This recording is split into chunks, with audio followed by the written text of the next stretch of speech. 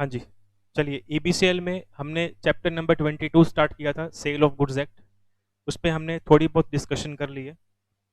Last class में हमने एक इम्पॉर्टेंट टॉपिक स्टार्ट किया था, that was conditions and warranties. ये कंडीशंस और वारंटीज क्या होती है, पर इनको समझने से पहले हमने एक टर्म और डिस्कस की थी।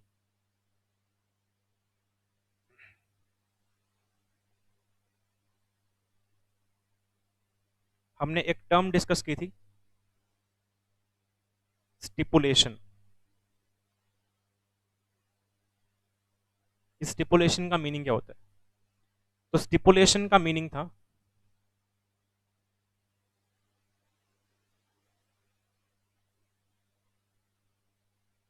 representations made by seller and buyer, कब? at the time of contract of sale। कि जब भी सेलर और बायर आपस में कॉन्ट्रैक्ट ऑफ सेल के अंदर एंटर होंगे, उस टाइम पे वो लोग आपस में जो भी डिस्कशन कर रहे हैं उस कॉन्ट्रैक्ट को लेकर के, उन गुड्स को लेकर के, जो भी उनके बीच में रिप्रेजेंटेशंस हो रही है, डिस्कशन हो रही है, उन्हें हम क्या बोलते हैं? उन्हें हम स्टिपुलेशन बोल देते हैं। अब स्टिपुलेशन जो होती है वो दो तरह की होती है, एक कंडीशन और दूसरा वारंटी।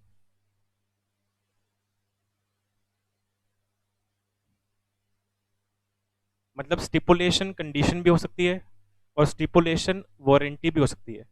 स्टिपुलेशन कंडीशन कब होती है और वारंटी कब होती है, वो देख लो।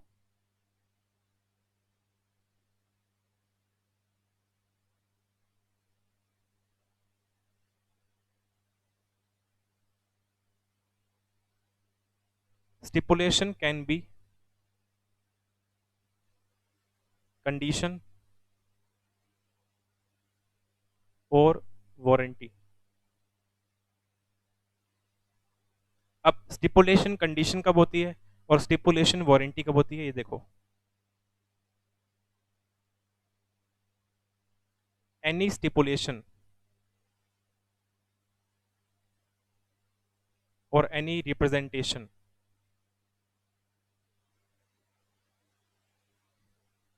which is essential, necessary regarding the contract of sale।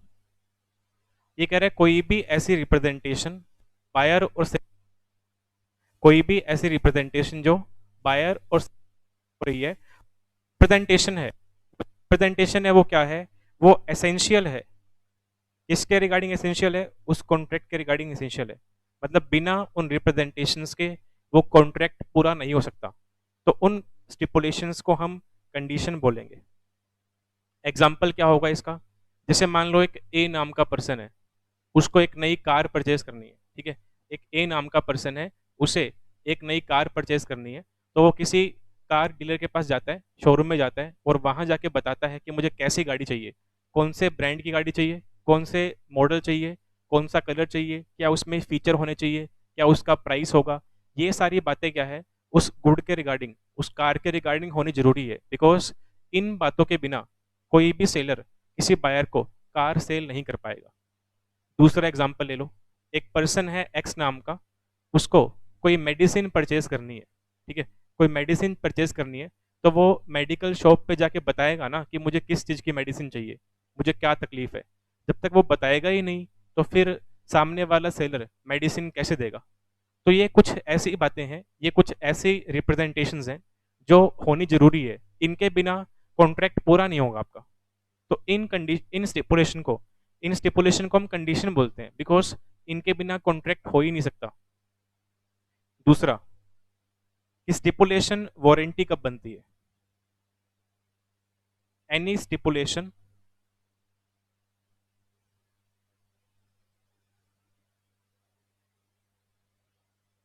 या फिर रिप्रेजेंटेशन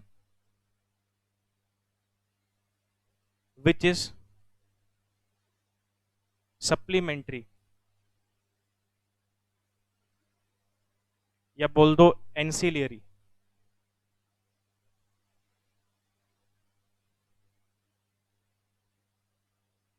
या बोल दो सेकेंडरी, या बोल दो नॉट एसेंशियल, कुछ भी बोल दो आप इसको, not essential regarding the contract of sale. ये कह रहे हैं कोई भी ऐसी रिप्रेजेंटेशन जिसके बारे में सेलर और बायर के बीच में डिस्कशन होना जरूरी नहीं है, उन रिप्रेजेंटेशन के बिना भी हम क्या कर सकते हैं, सेलिंग और बाइंग कर सकते हैं। जैसे कि गुड्स को पैक करना, ठीक है, गुड्स को पैकेट में डालना, कोई पैक्ड गुड्स है जो ऑलरेडी पैकिंग की फॉर्म में है, उसको दोबारा से किसी कैरी बैग में मांगना, वो चीज़ क्या है, वो उसके लिए ज़रूरी नहीं है, ठीक है। तो ये बोल रहे हैं कि ऐसे कोई स्टिपुलेशन जो मेन पार्ट के लिए मैंडेटरी नहीं है, जो सेकेंडरी है और जो कॉन्ट्रैक्ट के लिए एसेंशियल भी नहीं है, उन स्टिपुलेशन को हम वारंटी बोलते हैं। तो ये दोनों का मीनिंग है। अब अगर कंडीशन वाला केस बनेगा और ब्रीच होता है तो हम क्या डैमेज क्लेम कर सकते हैं, अगर वारंटी का ब्रीच होता है तो हम क्या डैमेज क्लेम कर सकते हैं, उसके बारे में भी हमें डिस्कस करना है। पर एक बार पहले नोट्स पे आ जाओ, थोड़ा सा रीड कर लेते हैं नोट्स में से। देखिए,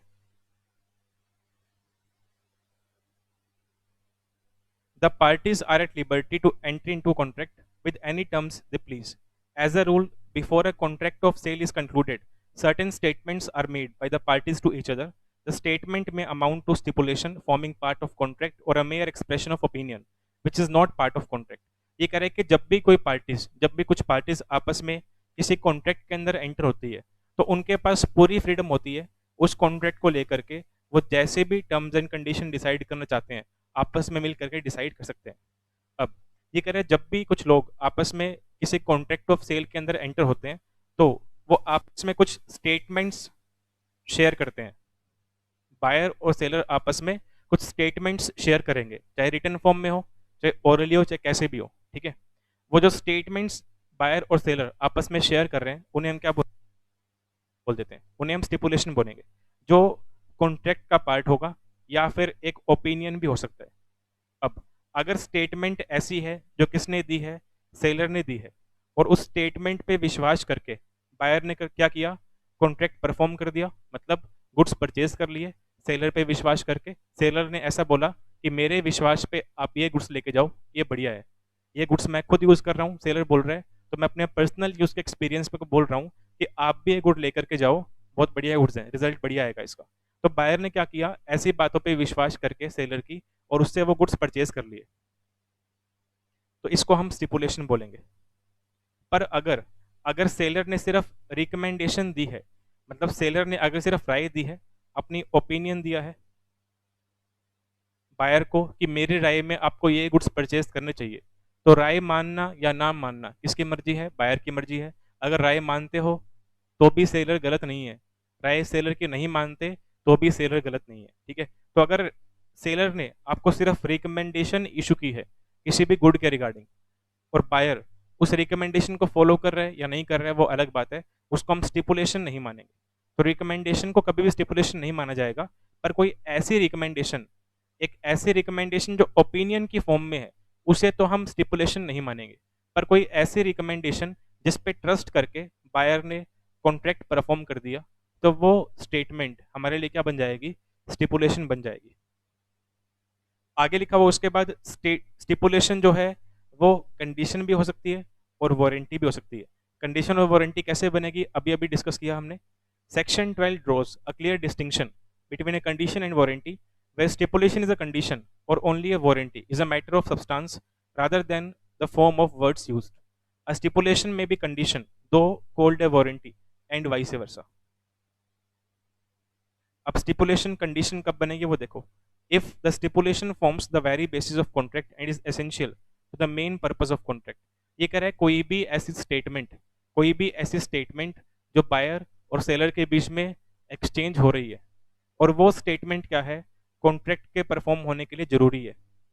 तो वो स्टेटमेंट क्या बन जाएगी हमारे लिए, स्टिपुलेशन बन जाएगी, और वो स्टिपुलेशन क्या बन जाएगी हमारे लिए, कंडीशन बन जाएगी।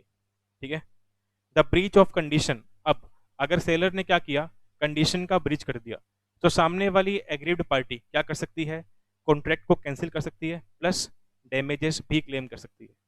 तो ये दो तरह की रेमेडी अवेलेबल होती है, कब, in case of breach of condition. तो इसको हम चार्ट में नोट कर लेंगे, आप ये चार्ट ड्रॉ कर लेना ताकि आपको बाद में समरी फॉर्म में पढ़ना पड़ेगा, पूरा पढ़ने की जरूरत नहीं है।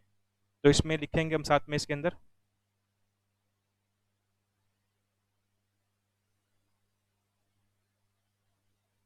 Breach of condition,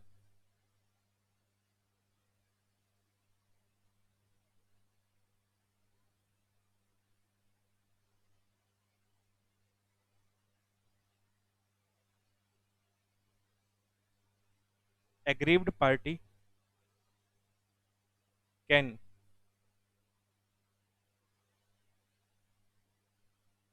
repudiate the contract plus claim damages। तो ये हमारे पास रेमेडी अवेलेबल है कब, अगर कंडीशन का ब्रीच होता है तो। बिकॉज कंडीशन का मतलब क्या है, ऐसी स्टेटमेंट जिस पे विश्वास करके बायर ने सेलर से गुड्स परचेज किए, और वही कंडीशंस आप बाद में तोड़ रहे हो, मतलब आप ट्रस्ट ब्रेक कर रहे हो ना। तो ट्रस्ट ब्रेक करने के केस में को पनिशमेंट क्या मिलने वाली है, एक तो आपका जो कॉन्ट्रैक्ट है वो कैंसिल कर देंगे, और जो आपको हमने पैसे दिए थे वापस दे लेंगे, प्लस अगर हमें कोई और डैमेज हुआ है आपकी कंडीशन का ब्रीच करने की वजह से, तो वो भी हम आपसे क्लेम करेंगे। अब आओ नेक्स्ट आगे, वारंटी। कि वारंटी का मीनिंग क्या है, और कल को अगर ब्रीच ऑफ वारंटी होता है तो एग्रीव्ड पार्टी क्या क्लेम कर सकती है, जिसने ब्रीच किया उससे। If the stipulation is collateral, collateral मतलब हेल्पिंग, सब्सिडरी, सप्लीमेंट्री, सेकेंडरी, कुछ भी बोल दो आप। तो कह रहे ऐसी स्टिपुलेशन जो मेन पर्पस के कोलेटरल है, मेन पर्पस के लिए प्राइमरी नहीं है, सेकेंडरी है, इंपॉर्टेंट नहीं है, नेसेसरी नहीं है, पर कोलेटरल है, तो उसको हम क्या बोलेंगे, वारंटी बोलेंगे। The effect of breach of warranty is that agreed party can not repudiate the contract but can only claim damages. अब एग्जांपल लेते हैं, मान लो एक ए नाम का पर्सन है, उसे एक नई बाइक परचेज करनी है, तो वो किसी शोरूम में चला गया। ठीक है। शोरूम का जो ओनर है उसने ए को तीन चार तरह की बाइक्स दिखा दी। अब बायर कंफ्यूज्ड है कि वो कौन सी बाइक ले, तो सेलर ने राय दे दी, ध्यान से सुनना, ध्यान से सुनो फिर से, सेलर ने राय दी है, ओपिनियन दिया है कि मेरे हिसाब से आपको ये वाली बाइक परचेज करनी चाहिए, बिकॉज जो आप यूज़ बता रहे हो कि आपको किस काम के लिए बाइक चाहिए, कितना आपका यूज़ रहेगा, कितना आप डेली बेसिस पे ट्रैवलिंग करने वाले हो, ठीक है, कितना आपका बजट है, उसके हिसाब से ये वाली बाइक आपके लिए सुटेबल रहेगी मेरे according.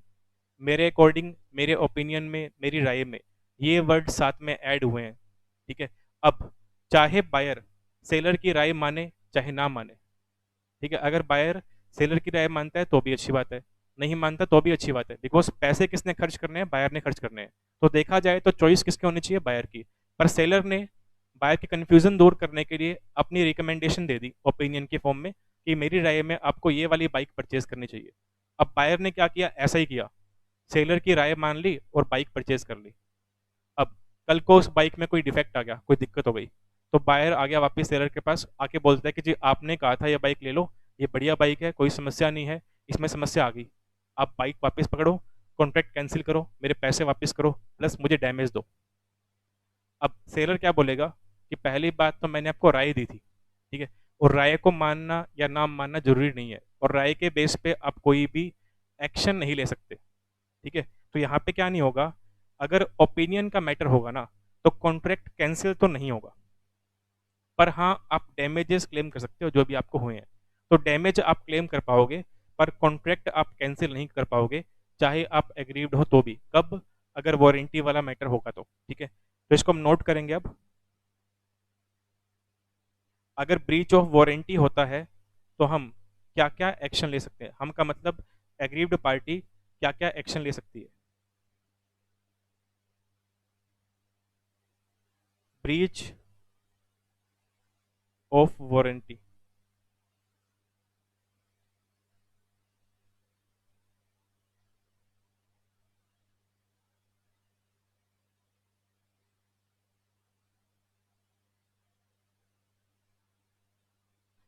Agreed party can only claim damages.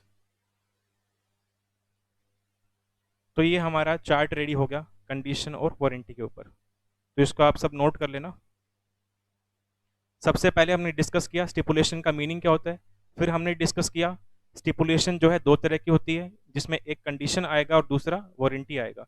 फिर हमने डिस्कस किया कि स्टिपुलेशन कंडीशन कब होती है। फिर हमने डिस्कस किया कि अगर कल को ब्रीच ऑफ कंडीशन होता है तो एग्रीड पार्टी के पास क्या क्या राइट्स हैं। ऐसे ही हमने डिस्कस किया कि स्टिपुलेशन वारंटी की फॉर्म में कब होती है, और कल को ब्रीच ऑफ वारंटी होता है तो एग्रीड पार्टी क्या कुछ क्लेम कर सकती है, उसके बारे में भी हमने यहाँ पे रीड आउट कर लिया। चलिए इसको नोट कर लो फटाफट से एक बार, फिर हम आगे चलते हैं।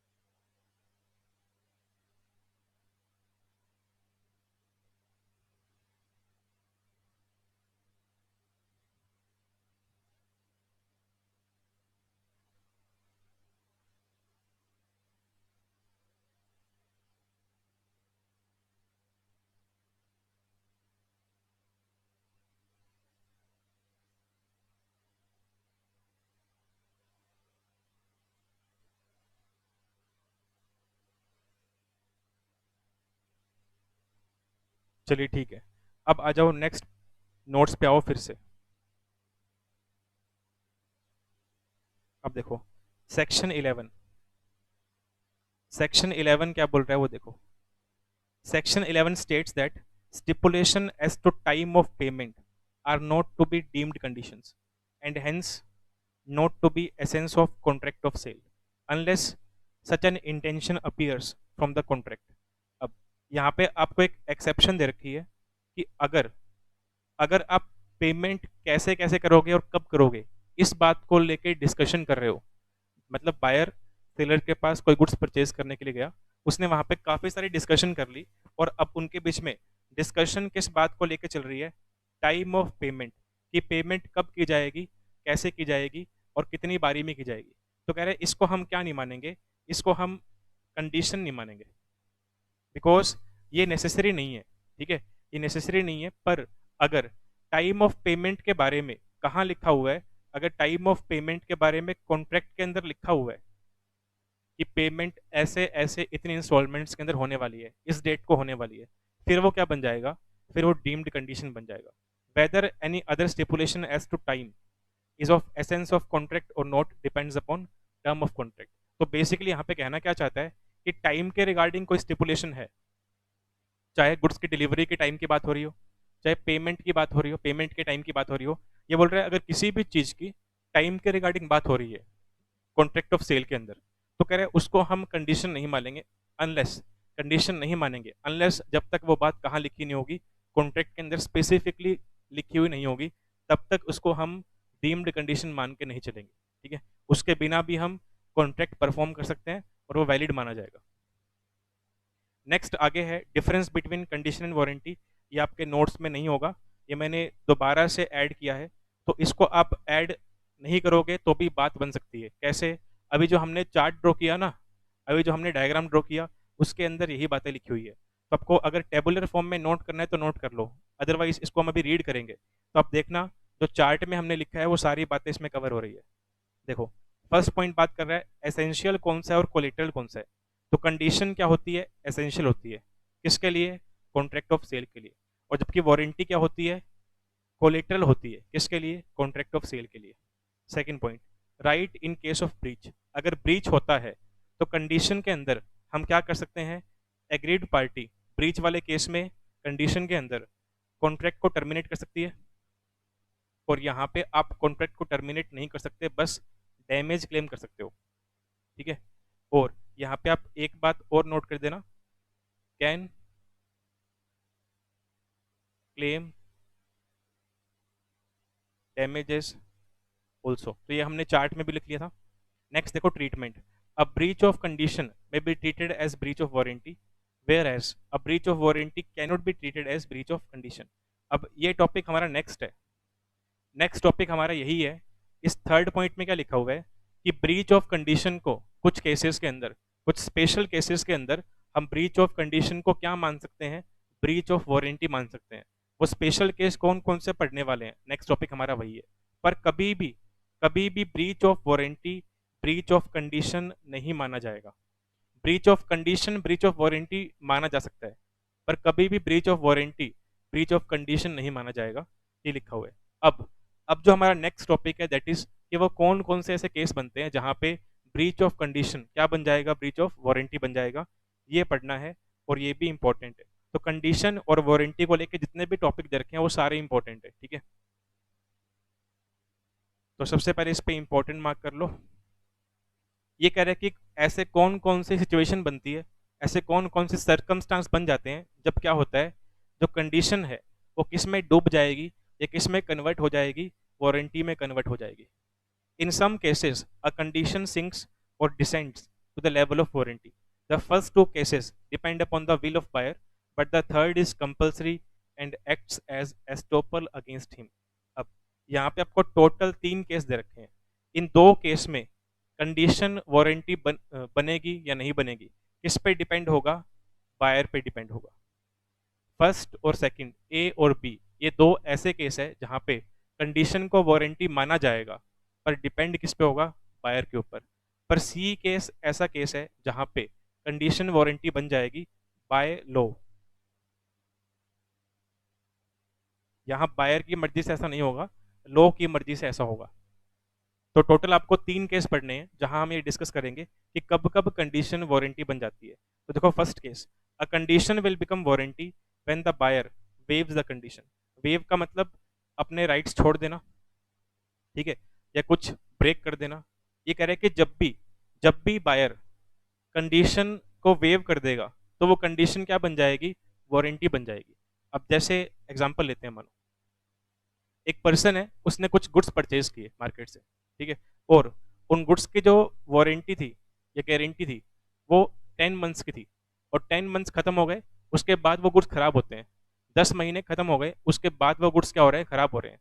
तो उस मान लो कि वो 11th मंथ गुड्स खराब हुए, और 11th मंथ जब वो गुड्स खराब हुए तो बायर उन गुड्स को कहाँ लेके चला गया, सेलर के पास लेके चला गया, ठीक है। तो उस केस में क्या होगा, क्या वो जो गुड्स थे हमारे, क्या वो उस टाइम के अंदर है जब उनको रिप्लेस किया जा सके, इनको रिपेयर किया जा सके, ऐसा नहीं है। टाइम कितना था, 10 मंथ का, और जबकि गुड्स खराब कब हुए हैं, 11th मंथ खराब हुए। तो यहाँ पे आपके जो कंडीशन है वो किस में कन्वर्ट हो गई, वारंटी में। अब यहाँ पे बायर 11th मंथ सेलर को जाके बोलता है कि जी आपने जो मुझे गुड्स दिए थे वो खराब हो गए, आप मुझे रिप्लेस करके दो।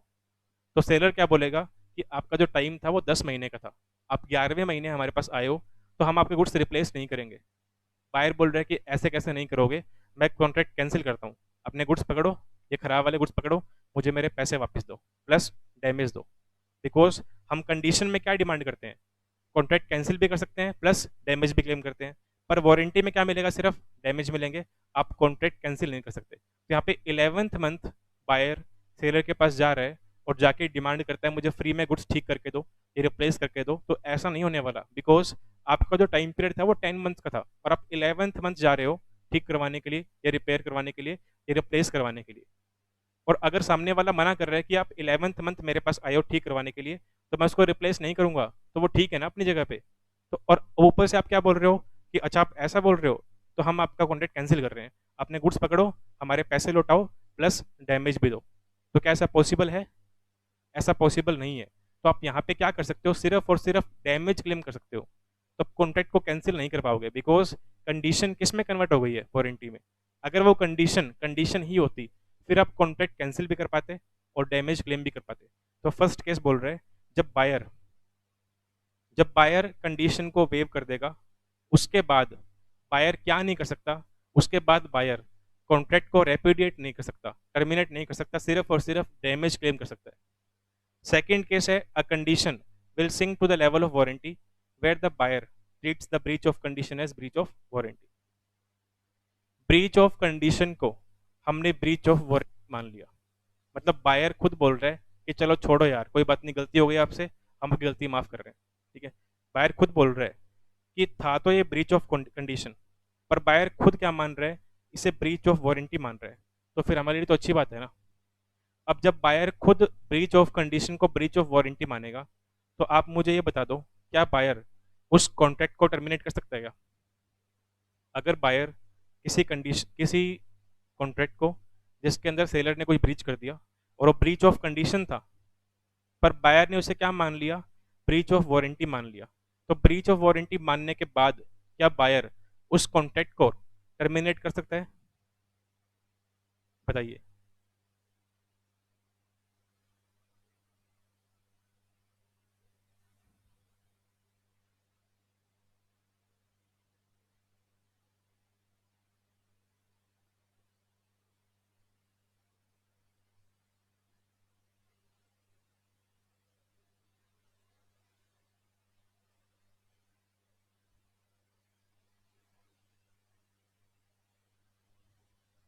ठीक है, सब बच्चे बोल रहे हैं कि नहीं सर, बायर ऐसा नहीं कर सकता, बिकॉज बायर ने खुद ने बोला ना, गलती सामने वाले की थी और बायर ने उसको माफ कर दिया, यूँ मान लो। तो माफ करने के बाद आप सामने वाले को बोल रहे हो कि आपने गलती की है, मुझे क्लेम दो, मुझे डैमेज दो, मुझे ऐसे वैसे चीज़ें दो, तो फिर वो ठीक नहीं है ना।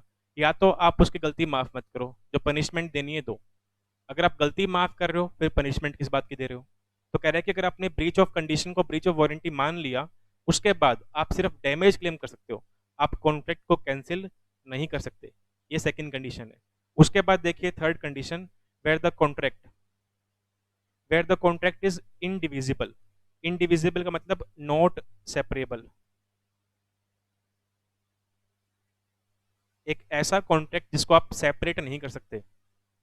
And the buyer has accepted the goods और पार्ट देयर ऑफ, और बायर ने उस कॉन्ट्रैक्ट में जो गुड्स रिसीव किए, वो सारे के सारे गुड्स या सिर्फ उनमें से कुछ गुड्स क्या कर लिए, यूज कर लिए। The breach of condition can only be treated as breach of warranty. Example लेते हैं इसका भी।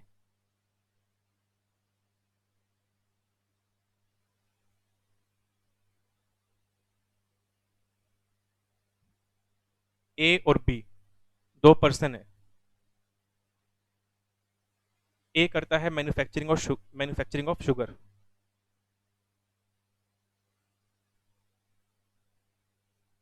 बी ने क्या किया, ए से 100 बैग्स ऑफ शुगर डिमांड किए, पर पहले बी ने सैंपल देख लिया, सैंपल चेक कर लिया शुगर का। सैंपल चेक करने के बाद बी ने ए को बोल दिया कि ठीक है, जो आपने मुझे सैंपल दिखाया है, इसी सैंपल की इसी सैंपल के 100 बैग शुगर के आप मेरे पास भेज देना, ठीक है। और ए ने क्या किया, इसके पास 100 बैग शुगर के भेज दिए।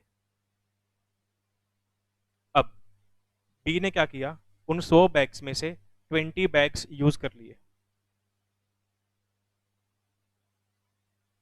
तो रिमेनिंग 80 बैग्स बी के पास बच गए। रिमेनिंग 80 बैग्स बी के पास बच गए। अब जब उसके पास 80 बैग बचे, तो उसने देखा कि उसके अंदर जो शुगर है ना, वो सैंपल के अकॉर्डिंग नहीं है, मतलब जो सैंपल देखा था उसके हिसाब से क्वालिटी उसमें शुगर में मैच नहीं हो रही, मतलब सैंपल कुछ और दिखाया गया और डिलीवरी किसी और शुगर की हो गई है। और जो ये 20 बैग्स थे, ये भी कौन से थे, ये भी मान लो दूसरी क्वालिटी के थे। अब 20 बैग्स सेल कर दिए, 80 बैग्स बच गए। अब बी को पता लगा कि जो बैग हमारे पास बचे हुए हैं उसमें शुगर जो है दूसरी है, जो हमने मंगवाई थी वो नहीं है। तो आप मुझे ये बता दो, क्या ये कॉन्ट्रैक्ट सेपरेबल है कि नहीं है?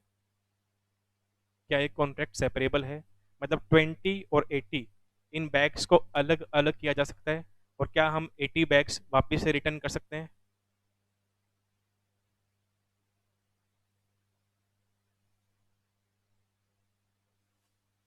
बताइए, क्या 80 बैग्स जो हमारे पास पड़े हैं उनको हम रिटर्न कर सकते हैं और डैमेज क्लेम कर सकते हैं? क्या ये कॉन्ट्रैक्ट सेपरेबल है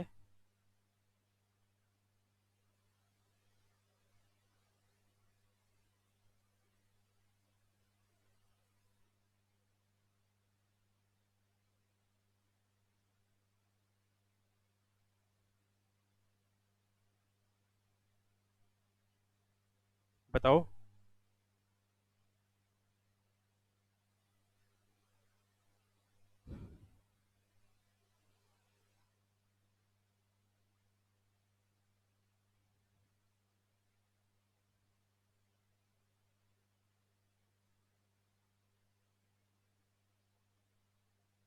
रिप्लाई करो।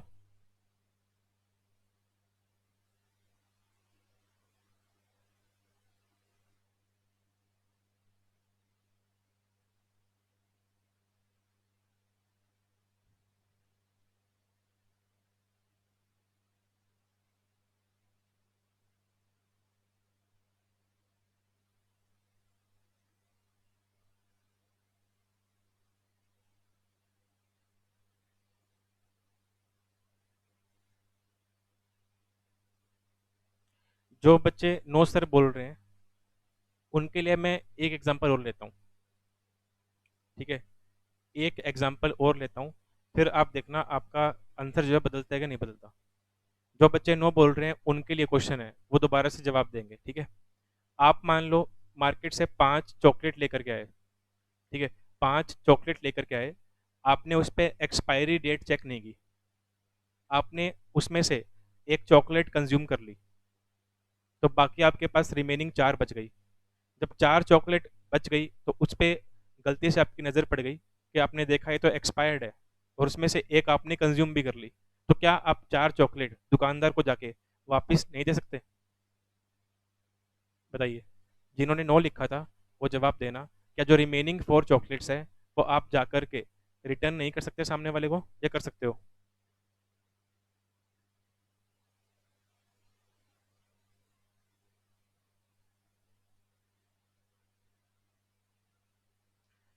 कर सकते हैं सर। तो हमारे शुगर वाले केस में तो यही था, शुगर वाले केस में तो यही था, 20 बैग हमने बेच दिए तो क्या हुआ, बेच दिए तो एक चॉकलेट खा ली, खा ली तो क्या हुआ, 4 तो बचे हैं ना हमारे पास, वो 4 तो हम जाके वापस कर सकते हैं। ऐसा तो नहीं है ना कि एक खाई है तो बाकी 4 भी साथ में चिपकी हुई है खानी पड़ेगी, वो चारों अलग अलग पैकिंग में है ना। ऐसे ही शुगर के 100 बैग थे, 20 बेच दिए, कोई बात नहीं, बेच दिए तो 80 पड़े हैं ना आपके पास, और वो 80 खराब है, आपके पास राइट है कि आप उनको रिटर्न करो, अपने पैसे डिमांड करो, प्लस अलग से डैमेज डिमांड करो। तो जो कॉन्ट्रैक्ट हमारा है ना, ये कॉन्ट्रैक्ट सेपरेबल है।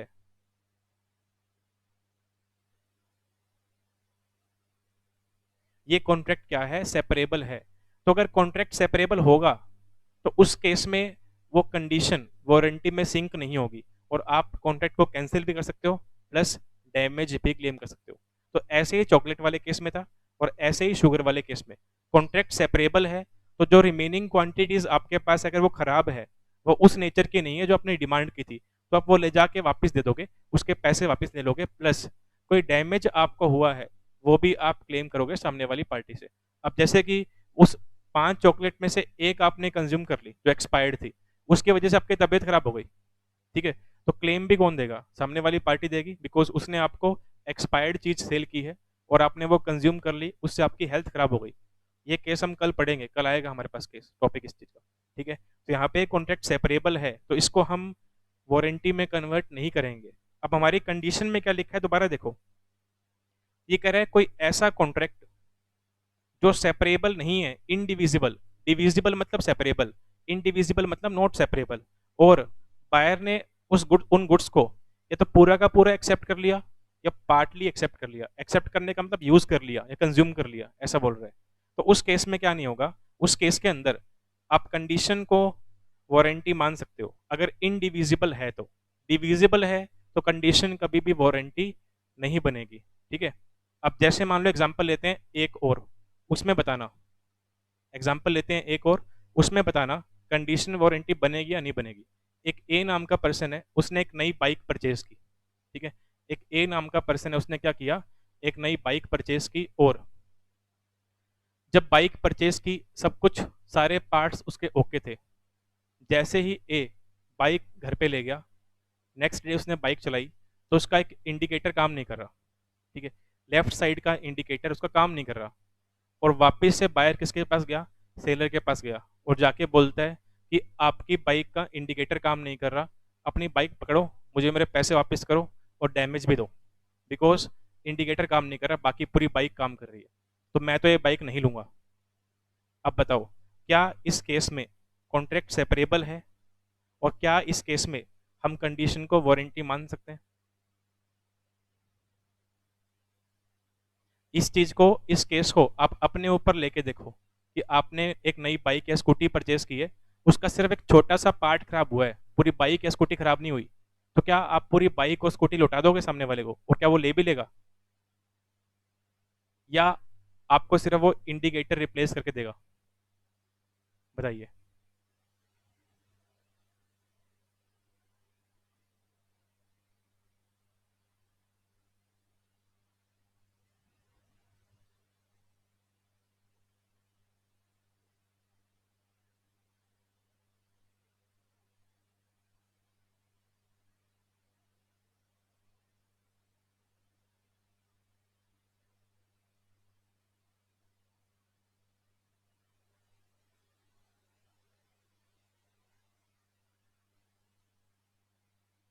ठीक है, अब सबने सही लिखा है कि सर वो जो सेलर है वो क्या नहीं करेगा, पूरी की पूरी बाइक रखेगा नहीं, बिकॉज पूरी की पूरी बाइक खराब नहीं है ना, बाइक का एक छोटा सा पार्ट खराब हुआ है, और उसको हम सेपरेट भी नहीं कर सकते, वो इनडिविजिबल है।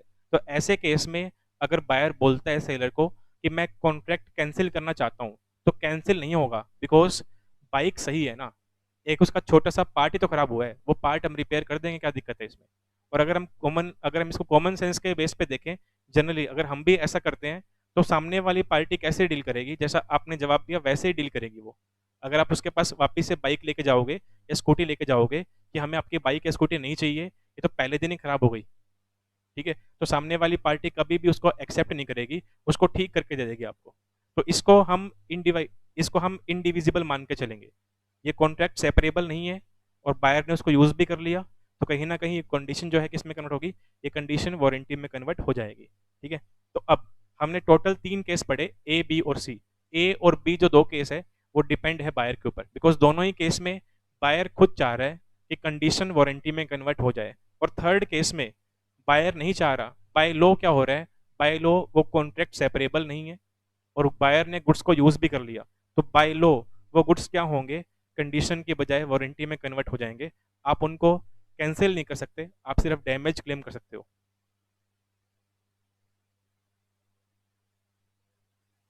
हाँ, उसमें चॉकलेट वाले एग्जांपल के अंदर कैविएट एम्पटर लग सकता है, इसलिए मैंने बोला था कि कैविएट एम्पटर हम कल की क्लास में पढ़ने वाले हैं कि कैविएट एम्पटर क्या होता है। तो वहाँ हम ये देखेंगे कि बायर की भी कुछ ड्यूटी बनती है कि जब वो गुड्स परचेज करता है तो वो खुद से भी कुछ चेक करे, सारी चीज सेलर चेक नहीं करेगा। तो ऐसे केस कब बनते हैं वो हम कल पढ़ेंगे नेक्स्ट क्लास के अंदर। चलिए, उसके बाद नेक्स्ट आओ implied warranties and implied conditions. अब इसको भी समझने से पहले एक चार्ट बनाएंगे।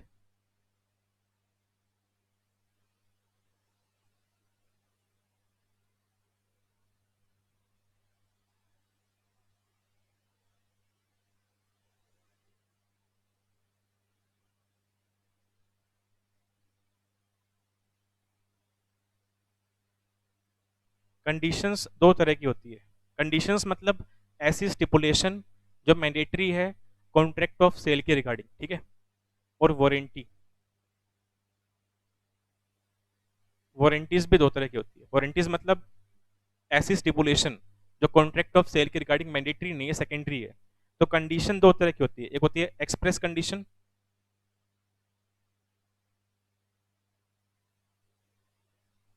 और दूसरी होती है इम्प्लाइड कंडीशंस।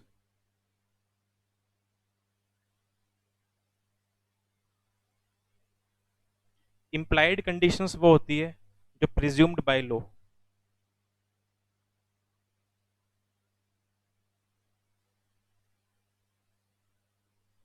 और express condition decided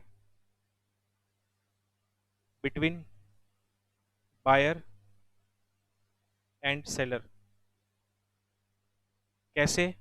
in written form और ओरली। ऐसे ही वारंटी भी 2 तरह की है, एक्सप्रेस वारंटी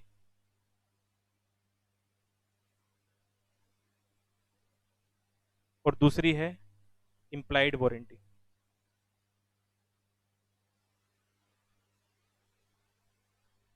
इम्प्लाइड वारंटी मतलब प्रिज्यूम्ड बाय लॉ,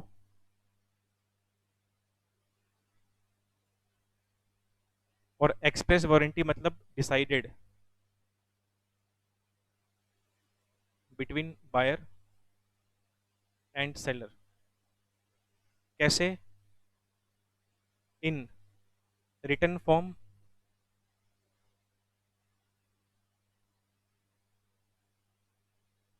और ओरली। पहले आप ये चीज समझ लो, फिर हमारा जो कंटेंट है उस पर चलेंगे। सबसे पहले आपको, आप कोई भी टॉपिक पढ़ते हो, सबसे पहले टॉपिक की जो हेडिंग है वो समझ आनी जरूरी है। उसके बाद कंटेंट क्या लिखा है टॉपिक के अंदर वो पढ़ने की बात होती है। अगर आप किसी टॉपिक की हेडिंग समझ जाते हो तो आधा कंटेंट वैसे ही आपको क्लियर हो जाता है। तो पहले कोशिश किया करो कि हम हेडिंग को स्किप ना करें, हेडिंग का मीनिंग क्या है पहले वो समझे, ताकि हेडिंग के बाद जो कंटेंट लिखा है टॉपिक के अंदर वो आधा आपके माइंड में वैसे ही रिवाइज हो जाएगा कि हाँ इसमें ऐसा कुछ लिखा मिलेगा। तो हमारा जो टॉपिक है वहां लिखा हुआ है implied conditions and implied warranties, ये हमें पढ़ना है। पर इसको पढ़ने से पहले हम कुछ एक्स्ट्रा भी पढ़ रहे हैं कि कंडीशन क्या होती है, पढ़ के आ चुके। वारंटी क्या होती है, पढ़ के आ चुके। कंडीशन का मतलब ऐसी स्टिपुलेशन जो मैंडेटरी है कॉन्ट्रैक्ट के लिए। वारंटी का मतलब ऐसी स्टिपुलेशन जो मैंडेटरी नहीं है कॉन्ट्रैक्ट के लिए। कंडीशन के अंदर दो तरह की रेमेडी अवेलेबल है, वारंटी के अंदर एक तरह की रेमेडी अवेलेबल है। ठीक है, अब कंडीशन दो तरह की है, express condition, implied condition. Express condition कौन सी होती है? वो कंडीशंस जो बायर और सेलर मिल के डिसाइड करते हैं। कब डिसाइड करते हैं? जब वो कॉन्ट्रैक्ट ऑफ सेल में एंटर हो रहे होंगे उस टाइम पे डिसाइड करेंगे।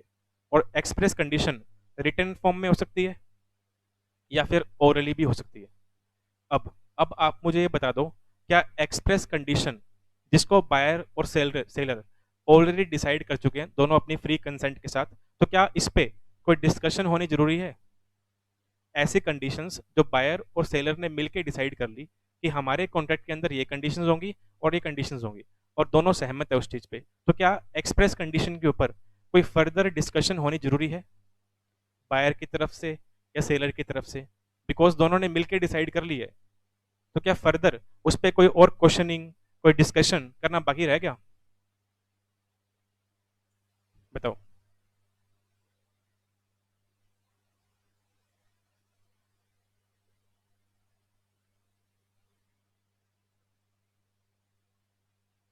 ठीक है, सबने सही बताया कि नो सर, एक्सप्रेस कंडीशन जो ऑलरेडी बायर और सेलर ने मिलकर डिसाइड कर ली है उस पर बाद में और क्या चर्चा करनी, कोई चर्चा नहीं करनी, तो इसको पढ़ना भी नहीं। ठीक है, आप खुद बोल रहे हो कि सर इस पे कोई चर्चा नहीं होगी एक्सप्रेस कंडीशन पे, तो इसको हम पढ़ेंगे भी नहीं। Not to read and learn, इसको ना तो पढ़ने की जरूरत है और ना याद करने की जरूरत है, बिकॉज है ही नहीं, दिया ही नहीं हुआ ना।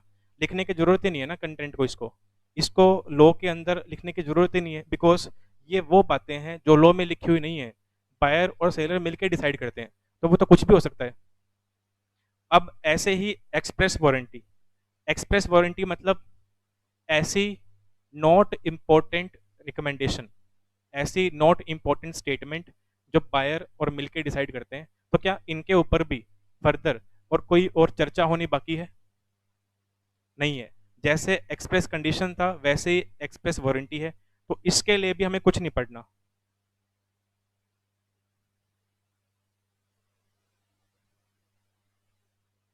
तो ना तो इसको पढ़ना है और ना ही याद करना है, बिकॉज है ही नहीं, दे ही नहीं रखी। हमको दे कौन सी रखी है? इम्प्लाइड, कि इम्प्लाइड कंडीशन क्या होती है और इम्प्लाइड वारंटी क्या होती है। बिकॉज बायर, इम्प्लाइड का मतलब अनुमान लगा लेना, जान लेना, या कुछ मान लेना अपनी मर्जी से।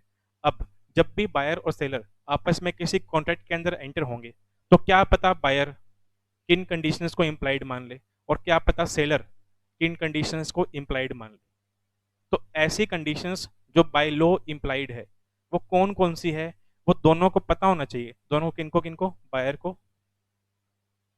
और सेलर को पता होनी जरूरी है।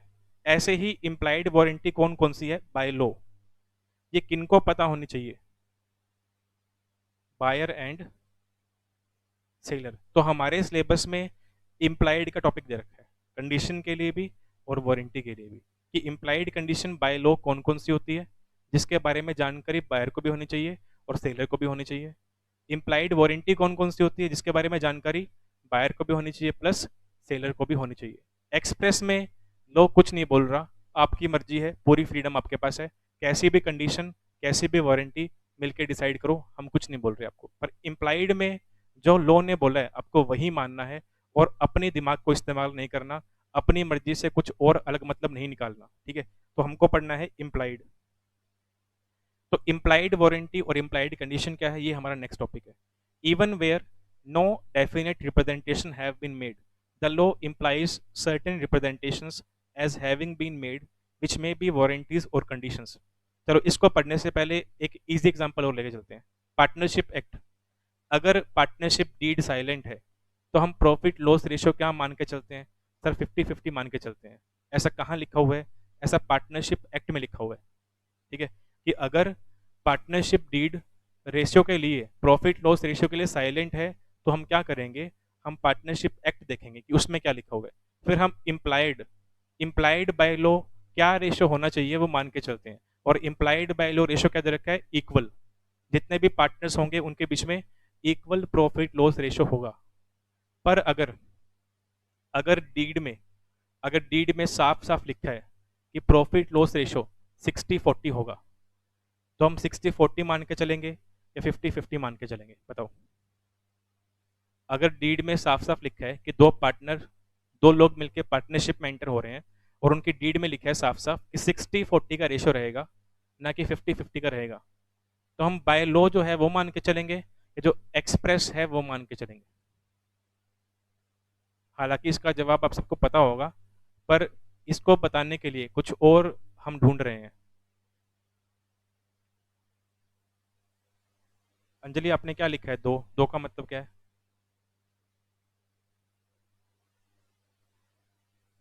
ठीक है, बाकी सारे बच्चे बोल रहे हैं कि सर जो डीड में लिखा है दैट इज 60-40 मान के चलेंगे। अब हमने ये बेसिक क्वेश्चन क्यों लिया, इसके पीछे हमें कुछ और समझना है, और जो हमें समझना है वो लिखा हुआ है इसके अंदर। लिखा क्या हुआ है देखो,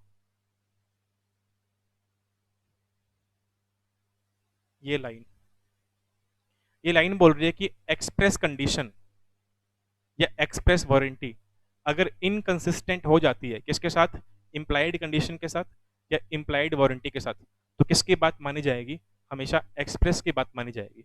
जैसे हमारे वाले एग्जाम्पल में हुआ, एक्सप्रेसली रेशियो क्या होगा 60-40 और इम्प्लाइड रेशियो क्या है 50-50, तो दोनों आपस में इनकंसिस्टेंट हो गए हैं कि 60-40 हमने लिखा, स्पेशली लिखा चल के, 50-50 लो बोल रहे हैं, तो हम क्या मान के चल रहे हैं, आप सबने बताया अभी 60-40 मान के चल रहे हैं। तो यहाँ पे भी क्या लिखा हुआ है कि कल को अगर इम्प्लाइड वारंटी और एक्सप्रेस वारंटी आपस में कॉन्ट्राडिक्ट होते हैं तो हम एक्सप्रेस वारंटी को मान के चलेंगे। ऐसे ही अगर कल को एक्सप्रेस कंडीशन और इम्प्लाइड कंडीशन आपस में कॉन्ट्राडिक्ट होंगे तो एक्सप्रेस कंडीशन क्या है उसको देखा जाएगा, उसको प्रेफरेंस दी जाएगी। ये हमको समझना था जब हमने 60-40 वाला एग्जाम्पल लिया उसके थ्रू, ठीक है। अब इसको दोबारा से पढ़ते हैं। देखो, ये कह रहे हैं कि बहुत सारी बातें ऐसे होती है, एक कॉन्ट्रैक्ट ऑफ सेल के अंदर बहुत सारी बातें ऐसी होती है जो बायर और सेलर के बीच में डिसाइड नहीं होती, जिसको हम एक्सप्रेसली ना तो लिखते हैं और ना ही बोल के डिसाइड करते हैं, तो उनको हम लॉ के थ्रू इम्प्लाइड मान के चलते हैं, चाहे वो कंडीशन के लिए हो चाहे वारंटी के लिए हो। मतलब वारंटी भी इम्प्लाइड होती है और कंडीशन भी इम्प्लाइड होती है। आगे लिखा हुआ है एन एक्सप्रेस वारंटी और condition does not negative an implied warranty और condition unless inconsistent therewith. तो कह रहा है एक्सप्रेस वारंटी और एक्सप्रेस कंडीशन जो है वो नेगेटिवेट नहीं कर रही, वो मतलब कि डीरेगुलेट नहीं कर रही, वो नीचा नहीं दिखा रही किसको, इम्प्लाइड वारंटी और इम्प्लाइड कंडीशन को। पर एक्सप्रेस वारंटी और एक्सप्रेस कंडीशन पावरफुल बन जाएंगी, हैवी हो जाएंगी किसके ऊपर, इम्प्लाइड के ऊपर। ऐसा कब होगा, अगर कल को दोनों के बीच में इनकंसिस्टेंसी होती है तो ही ऐसा होगा। समझ गए इतना केस?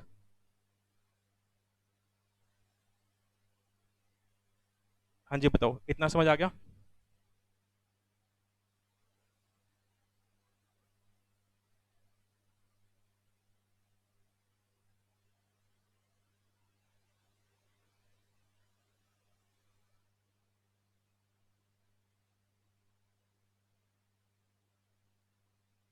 ठीक है, अभी आप देख लो, कोई डाउट्स वगैरह तो ले लो मुझसे। आज हम क्लास में इतना ही करते हैं, बाकी हम इस चैप्टर को कल कंटिन्यू करेंगे। तो इम्प्लाइड वारंटीज और इम्प्लाइड कंडीशन कौन कौन सी होती है वो हम नेक्स्ट क्लास में डिस्कस करने वाले हैं, इंपॉर्टेंट है। इम्प्लाइड कंडीशंस ज़्यादा इंपॉर्टेंट है बिकॉज उसमें कंटेंट ज़्यादा है। इम्प्लाइड वारंटी में सिर्फ 2-3 पॉइंट दे रखे हैं, तो वो वेटेज के हिसाब से कम इंपॉर्टेंट बनता है कंटेंट के हिसाब से। ठीक है, तो बाकी हम क्लास कल कंटिन्यू करते हैं। आपका कोई भी डाउट वगैरह हो तो मुझे व्हाट्सएप डाल देना। ठीक है, चलिए, बाय बाय।